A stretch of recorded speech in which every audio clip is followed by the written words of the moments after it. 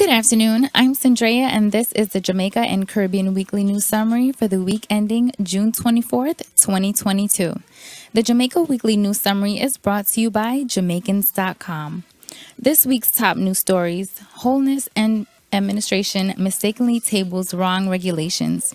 The administration of Jamaican Prime Minister Andrew Holness was embarrassed when it had to recall members of Parliament to a meeting arising from the tabling of the wrong regulations applying to the state of public emergency in St. Catherine.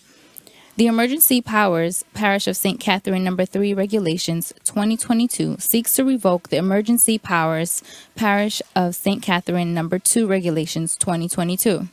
The administration incorrectly tabled the No. 2 regulations, causing opposition leader Mark Golding to label the situation messy.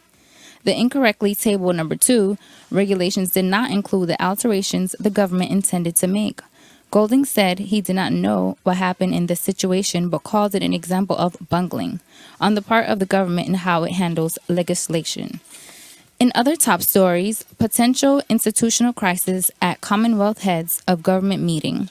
The Commonwealth Heads of Government meeting in Kigali, Rwanda, faced threats of an institutional crisis as Boris Johnson, Prime Minister of the United Kingdom, led a campaign to replace the current Secretary General of the organization with Kamina Johnson-Smith, the Foreign Minister of Jamaica.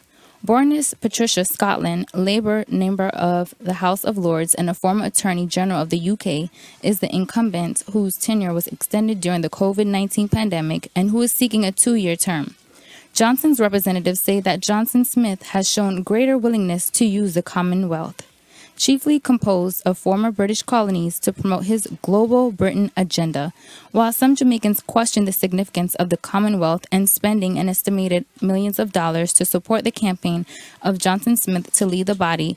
Johnson-Smith says she believes the Commonwealth remains relevant and beneficial to Jamaica. See you on the top of the hour with more Jamaica and Caribbean Weekly News. DJ